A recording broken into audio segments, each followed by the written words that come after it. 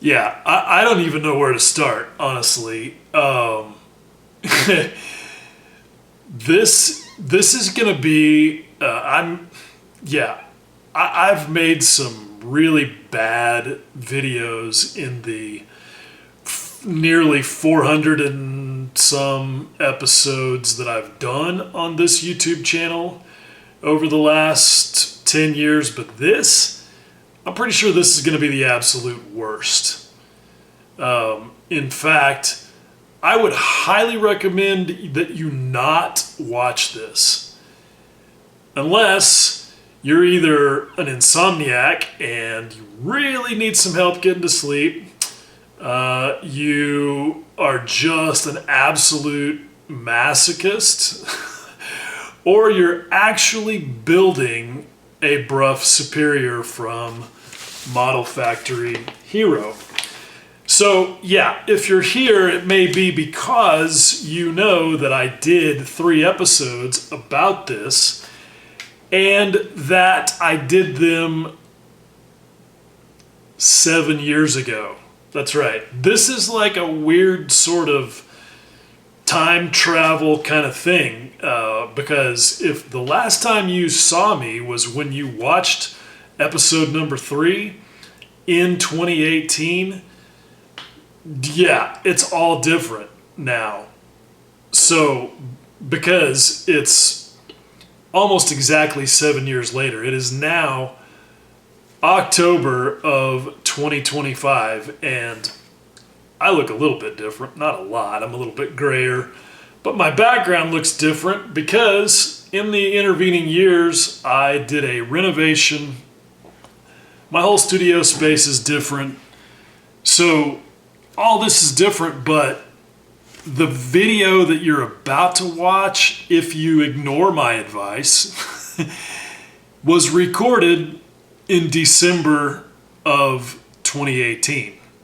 And look, if you watched episode 3 and you got left on the cliffhanger of how am I going to fix the wheel problem, I'm sorry. Because chances are, if you really cared about that, you've long since given up or built your own or figured out how to do it or yourself, whatever. Anyway, so here's the too long don't watch summary of what's about to happen over the next 38 minutes. Episodes 1 through 3 of the Brough Superior adventure were really all about building the wheels and the front forks. And I had a major problem with the front wheel where the dish was wrong because the fixture that Model Factory Hero supplied for building the wheel was wrong. And the entire 38 minutes of this episode, episode number 4, is all about how I actually fixed that, mostly. And it's excruciating. I had to rewatch it to kind of catch myself up because I am, in fact, working on this thing again. I have been for the last couple of months, and I've recorded some new episodes. But I realized that, number one, I needed to get myself caught up on whatever the hell it was I said 7 years ago. And then I discovered that I had an episode number 4 still in the can.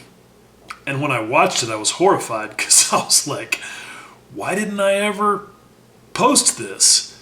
So, yeah, this is bad. Honestly, this is really terrible. Take my advice.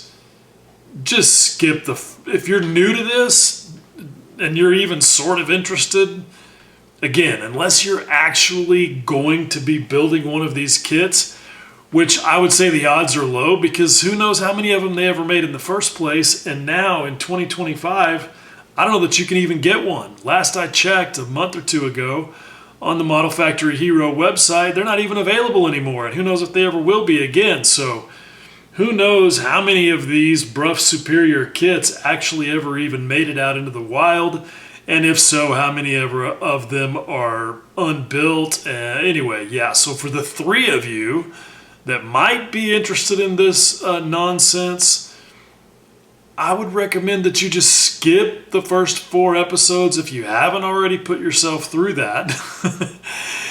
And wait a minute, and I'm going to publish an episode 5, 6, and 7 here directly. Yeah, I don't know. This is, yeah, like I said, this is horrible. So let's just get on with it. Okay, so, yeah, here's what I'm going to try. I've got the jig on here because it's got some space underneath the hub and it'll support the rim all the way around. I've got my little arbor press where I can put some force on it.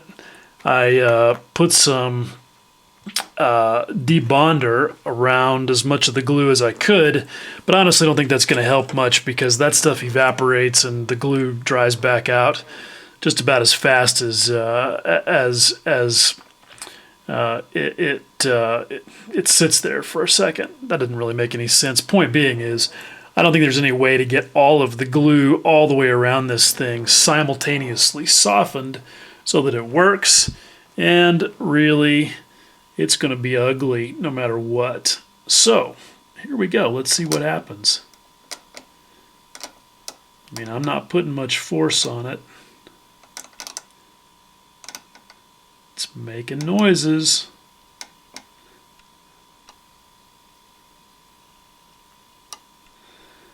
It's pretty stout. I mean, I'm pushing on it. I don't know if you can see it or not. I'm pushing on it, and it's rebounding. See that? I mean, this is why motorcycle wheels are built the way they are, because that is an inherently strong structure because everything is triangulated. So it's just going to be a question of whether or not I can force this thing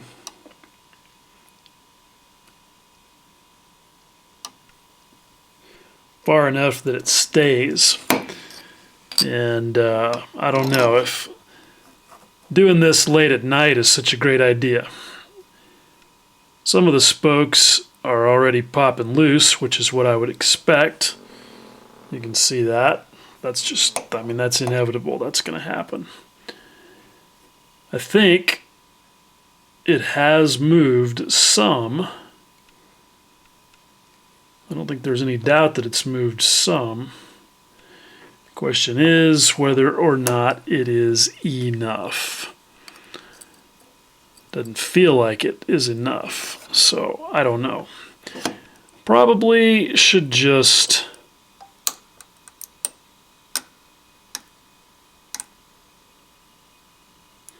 let the thing sit overnight and come back and look at this in the light of day with a little less spur of the moment action going on. We'll see. It definitely has a more even amount of dish now, though. You can see it. There's definitely some angle on those spokes on the small side. So, I don't know. We'll see what happens. Okay, so it's the next morning, and I seem to recall that I came in here last night under the influence of some chemical courage and just started trying some things. Yeah, that involved brute force. Probably not the best strategy, but the truth is, really doesn't matter. I really don't have a lot to lose here because this wheel was no way, shape, or form going to work the way that it was. So it has to be fixed. And the worst case is that I would have to cut out all these spokes and either make or buy a whole set of new spokes and nipples, which would suck. It would suck ass. But that's, you know, hey, it is what it is. That's the worst case. So, you know, by actually just horking on the damn thing with my little press here, I think I was, maybe behaving recklessly, but at the same time, it's one of those things where if you don't have anything to lose and it might work, why not try it? Because that is a much quicker solution than anything else I could imagine. I mean, I didn't want to just go ahead and try and take the wheel apart and rebuild it, because that not only would be very difficult to do. I mean, getting each one of these spokes unglued would be pretty difficult. I'm not even sure if I could pull it off, because the thing is, there's extra thin super glue wicked into every one of those spoke nipples. And I'm not sure that any amount of acetone is going to get in there enough to loosen those to where they'll come off, even if you forget about the fact that they are, they've been ground off on the back side. So, yeah, I don't know that I even really could effectively disassemble this thing at this point. And, it might not even be necessary, because this may work. I don't know. In looking at it now, I can see, I do have a more even offset, but the question is that small portion sticking out far enough on this side to be correct? And I need to just put it together and check that out. You can see that all of those outside spokes, save one, have popped loose. So no big surprise there. And the good news is that not only can I put them back, but I can be pretty aggressive with the glue on those, because those, as we know, those all get totally covered up. So I'm not worried about that. Looks like I popped off one of my little brass buttons that I worked so hard for. Again, no major penalty there either. So at any rate, so far, I don't think I've done anything that I can't recover from. Some of the inside spokes on the other side have come loose as well, and those are going to be a little more of a pain in the ass to put back right, but it is what it is. So I think what I'm going to do is I'm going to assemble the fork and tighten it up with the nuts, and see how it looks like that. Okay, so I've put this back together, and while there is a slight improvement, it's nothing like what it needs to be. You can see that hey, at least the rim is no longer touching that left side fork stanchion, but still, it's way off.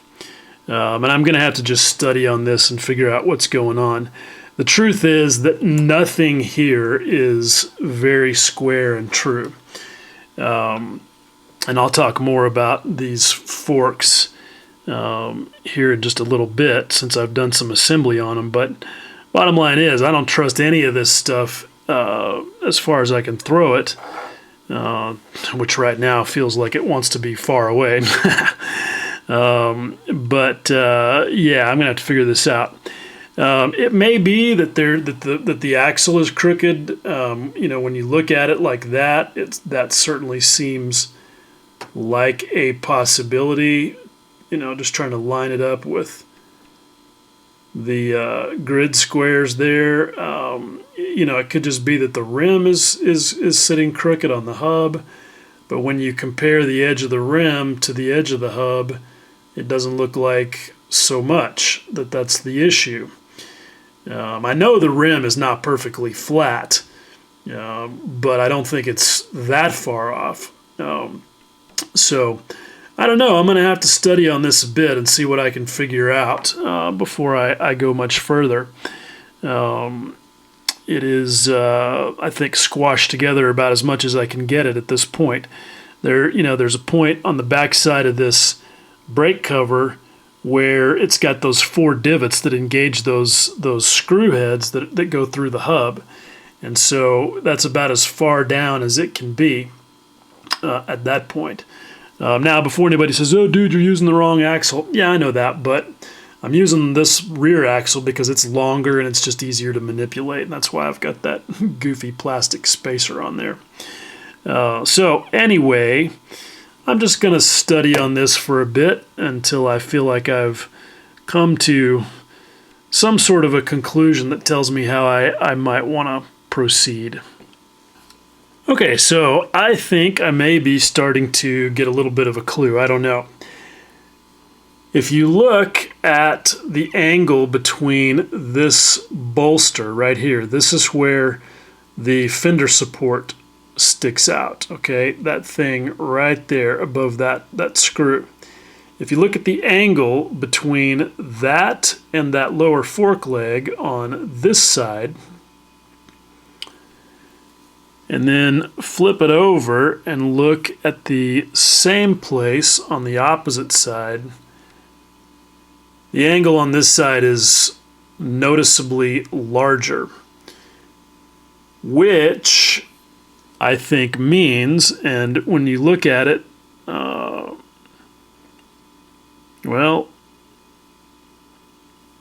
maybe not. I don't know. It's hard to say, but I think that the bottom line is that it could be something to do with the way that these pieces right here that join, this is basically the rocker. The way the suspension system works is there are springs up here in these tubes, and so this rear piece is stationary and the front piece is free to slide up and down a little bit, and these rockers pivot on this pivot point and then this one right here.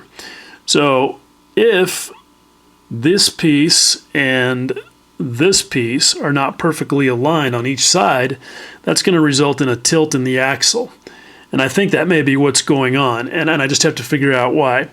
The truth is, it could just be tolerance stack up, because even though all of the holes that have to be drilled, and you have to drill all of them, the axle hole, these little pivot holes here, all these, you have to drill them out. Even though they're marked for you, it's still pretty easy to get a slight variation so that the left and the right sides are not a perfect match. And it doesn't take much of a mismatch down here to result in even a very slight angle causing that much displacement at the top of the rim nearly an inch away. So I think what I need to do is just really break this down and study on how all of these mounting points may be affecting things and go from there. This is just OG engineering problem solving. Okay, yeah, here it is, I think. And looking at this on camera may even help me see it better. If you look at this thing lined up with the grid squares, let me get it over here where the sunbeam isn't screwing with things. So I'm lining up that cross brace right there in the middle, sort of, with the grid squares. Tilt my camera a little bit here. So there we go. That's a little better of a straight overhead view. So that looks like it's pretty square with the grid. Now you move up here and look at the bolsters that the axle goes through. Yeah, you can really see it. The one on the left is sticking down about half a grid square line further than the one on the right. And that will create a clockwise axle tilt that will result in the rim leaning over against that left fork leg. So That's good. Now, the question is, what's causing that, and what can I do about it? You can see that the holes that are drilled in those bolsters are fairly well centered, but something is up. I mean, when you hold it right, they look like they line up, but you can always make holes look like they line up if you just tilt something far enough. So anyway, that's good, because now at least I have a direction to go in, and I think I can figure this out. Okay, take two. Once again, I just recorded for 5 minutes without hitting the damn record button. That seems to be getting to be a habit lately. Anyhow, I have been making some progress, but, well, I've been doing a lot of work and making some improvements, but it's frustrating because I don't feel like I've made a lot of progress. But before I show you exactly what's up and explain what I've done, I think this is a good point to actually talk about these forks, since I have done some assembly here. The first thing that you'll notice about these fork parts when you take them out of the bag is that they very well may be bent. Mine were definitely bent. This main fork piece and the lower fork piece were very bent. And that's not really an indictment against the quality of this kit. It's just kind of the nature of white metal. It's just very soft and flimsy, especially in a thin section like this. And you can very easily bend it with your fingers. And the truth is, there are just not a lot of options. Because if you go to the next stronger material, which would probably be investment cast brass, well, that again involves a lot more cost. Because it's just a slower and more tedious manufacturing process. After that, you're going to get into die casting with different types of pot metal or aluminum. And yeah, you'd get fantastically strong parts with a great surface finish, but at a huge tooling cost. And when you're only cranking out 1,000 units of something like this, it's just not feasible. So they really don't have a lot of choice but to use white metal, which they can cast in silicon molds that are basically, you reuse them a few times, and when they start to wear, you just throw them away and make new ones. So again, not really a whole lot of choice. You just kind of have to work with it and understand that an assembly like this is just by nature going to be kind of janky, and you just have to account for that. Now, the second thing that you'll notice about these parts is, like everything else, you have a lot of holes to drill. And this is a little bit of an indictment against the quality of at least the instructions, because, again, they don't really tell you how to drill these holes. So let me just go through the instructions on these quickly. The first thing is that upper and lower fork tube right there have to be joined by that black screw. And we already know from doing the hubs that those need a 1.5 millimeter clearance hole, and for the tap that you need a 1.1 millimeter drill. Now, somebody in my YouTube comments suggested that, oh, you don't really need to tap them, they'll just screw in. Well, yeah, that may be true, but that's just not how I roll. I want them to screw in easily and as straight as possible. And so I just feel like drilling and tapping is the correct thing to do. Now, the next thing is down here with these, what they call minus screws, which is just a slotted head cap screw. And those turn out to be 1.2 millimeter. Those need a 1.3 or so millimeter clearance hole. I just used my 1.2 millimeter drill and let the slop provide the clearance, and it worked fine. But I'll come back to that in a minute, because that ended up not, I ended up not sticking to that.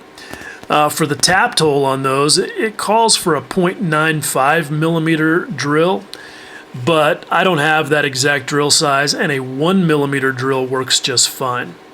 So that gets you through drilling and tapping the 6 holes that require clearance and drilling.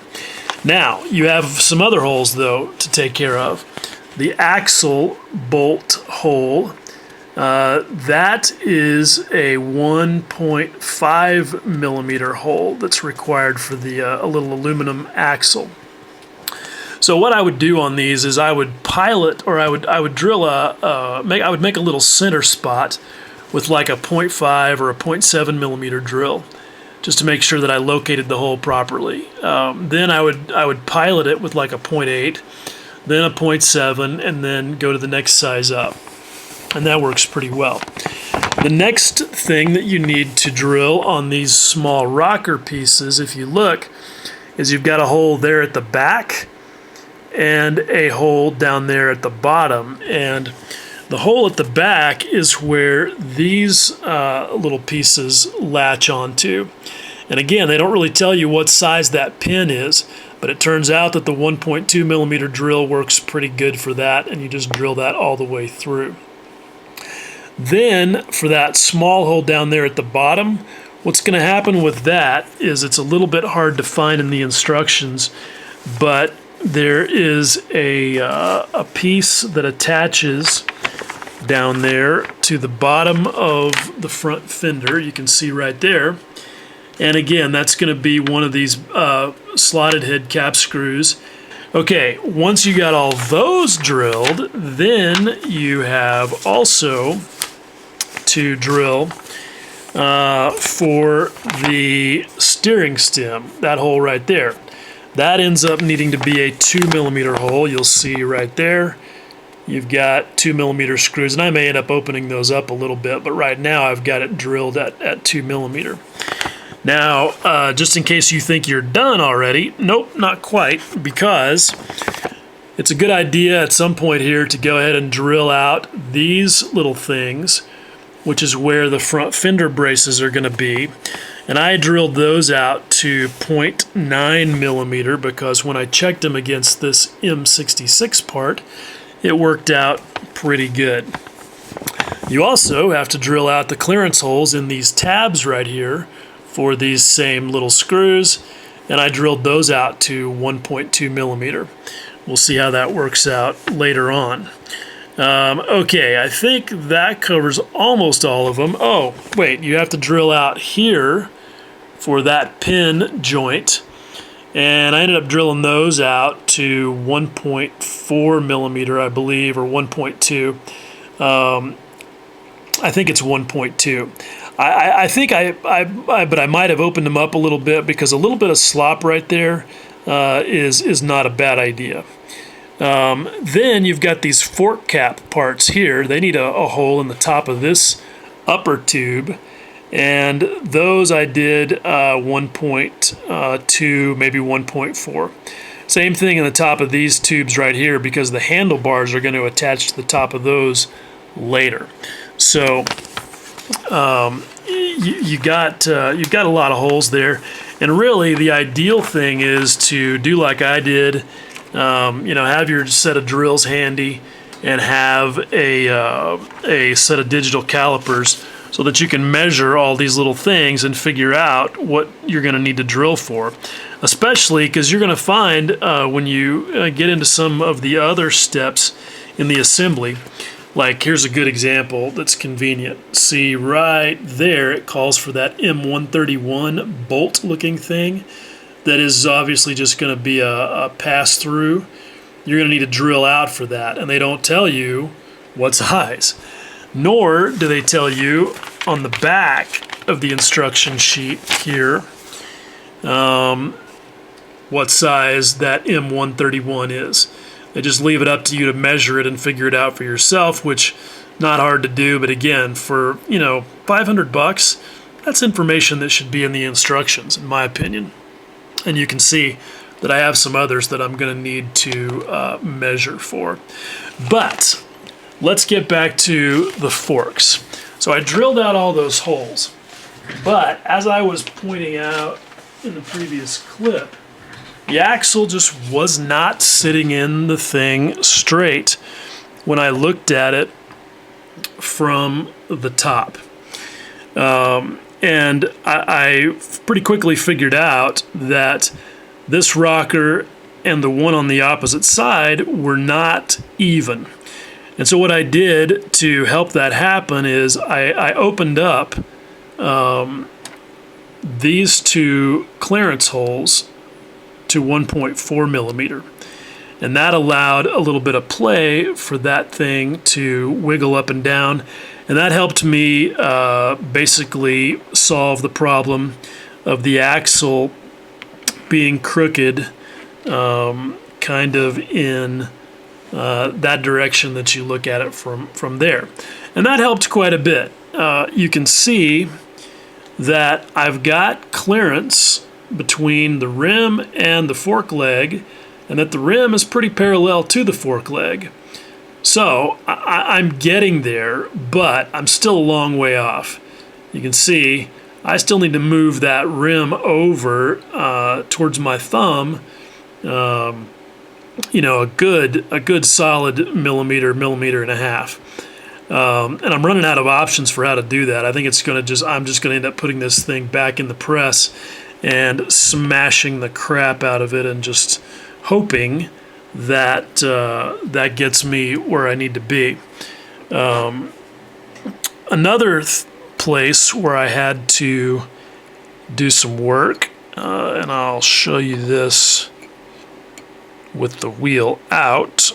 Hopefully I can I'm getting better and better at assembling and disassembling this thing, because I feel like I've done it about 1,000 times at this point.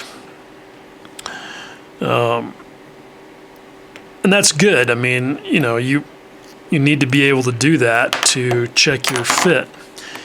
Anyhow, with all of this assembled like this, I noticed that there was a really bad twist in the forks. In other words, if I looked at them like this,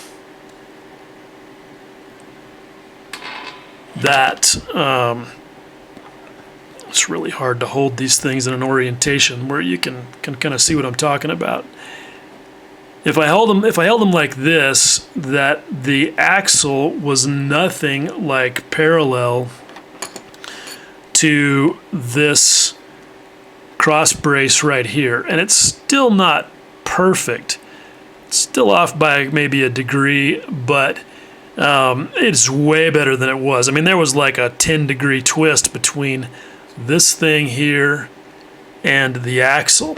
And so I just basically farted around with it and just basically twisted from top to bottom until I took that out. And I think that helped some. So I feel like that the forks are in about as good a shape as they're going to get.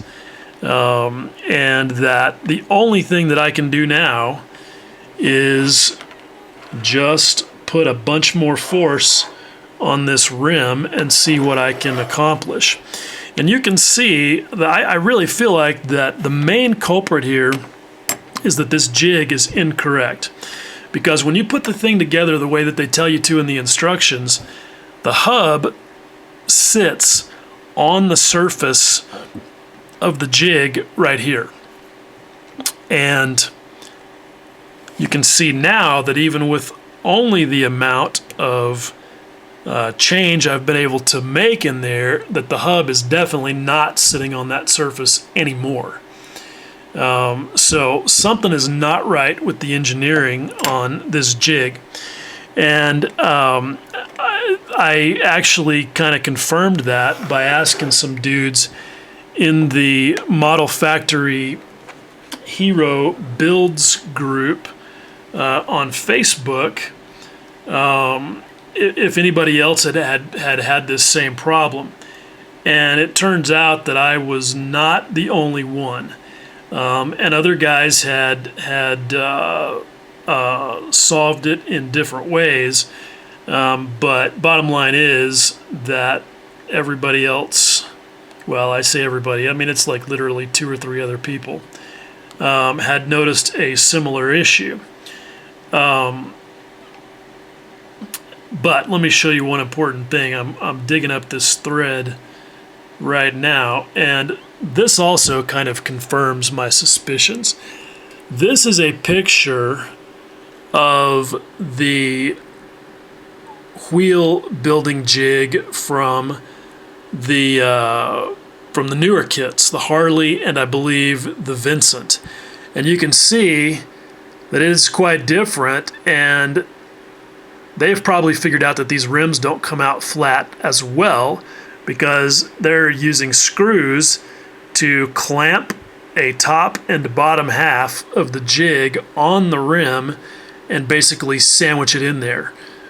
So I would say that maybe MFH has figured out some of the same stuff that I'm figuring out as I go through this, and that they've re-engineered the fixture, because I mean that's pretty disappointing. Again, for the price of the thing, I don't think I'm out of line to expect that this fixture, when assembled as indicated in the instructions, is going to produce a correct front wheel, but it did not. So at least they seem to be addressing that, and I'm just going to have to soldier on and figure out how to fix it. So that'll be next. Okay, so here we go. Last clip in this episode of the Brough Adventure, and as you can see, both wheels are now done, or as done as they're going to get. I think after a little more pushing and shoving and twiddling, that I was able to get the front wheel where it will be fine once everything is all put together. The back wheel is done, and of course, in validation of what I call Murphy's corollary of pairs, which very definitively states that if you have a pair of things and one of them is easy, the other one is going to be a total ass whipping. In this case, it was the opposite. The first one was the ass whipping, and the rear wheel was about as dramatic as watching paint dry. I changed my strategy a little bit, used the lessons learned on the front wheel, and it all came out pretty good. What I did is I had it in the fixture. That's the side you start first, just like the front wheel. Somebody was confused on my previous one. I think they thought that I started this wheel upside down. I did not. I put it in the fixture just like the instructions say, which is with the large side down, and added the top spokes first. On the rear wheel, what I did is with it in the fixture like this, I reached in and I put the inside spokes on the bottom first so that they just laid in there. And then I glued and once I had the angle right, that's an important thing, is making sure that you've got the angle correct. And I did that by adding one of the other spokes and just laying it in there and making sure that I had the twist of the hub relative to the rim correct before I glued the inner end of that set of spokes. So that was 10 of them in there. Then I came along and, using my same trick with the little piece of sponge to support them, I added the inside spokes on the top, glued the end of them in. Then I added the outer spokes on the top, glued the inner end of them, then came back and put the nipples on all of those. But I did not add glue, and that was the key thing. Then I took it out and flipped it over carefully and did the last 10 spokes on the outside of the big side of the hub and added the nipples. Then, once I was confident that the thing was centered in the wheel correctly, I went ahead and glued all of the nipples in place and ground off all of the excess spoke ends. And it was pretty straightforward, and I feel pretty confident about it. You can look at it, you can see it's got an even dish on both sides, so that's all good. I was really trying to have these all primed and everything before I did this segment, but yeah, that's not going to happen. What I've instead been doing is, because I had started working on some of these front end parts as a necessary part of getting the front wheel correct, I just felt like I wanted to get them all done and kind of get to a good stopping place, and I'm almost there. As you can see, these are temporarily glued together, that was an aggravator. It was an ass whipping, and I will talk more about that in the next segment. But I think that's about enough of this thing with the wheels for now. Okay, so there you go. I feel like I should apologize for having 4 episodes, I mean 3 really, about just the wheels. That's not the way it was supposed to go. But trust me, as relieved as you are to hear me not talk about the wheels anymore, you're not nearly as relieved as I am to not be talking about them anymore. All that's left for those things is to shoot another coat of primer on them, take care of any goobers that reveals, and then shoot them in black, which I've decided I'm not going to do the color coat until I'm ready to color code everything that has to do with the chassis. So frame, forks, fenders, wheels. That way I know at that point that everything has been dry fit and is going to work, and I won't run as much risk of scratching my black paint. So at any rate, that's about enough of this. I really feel like that what happened here with the front wheel is a result of that fixture being incorrect for the front wheel. I've looked at it every which way I know how to. I've checked and rechecked that I followed the instructions correctly. I've studied on it way more than I want to, and I just don't see. It's just simply a mathematical thing. If you take the depth of the fixture, the dimensions of the hub, it basically adds up to having 0 dish if you assemble it the way that they tell you to, and that belief has been validated by others.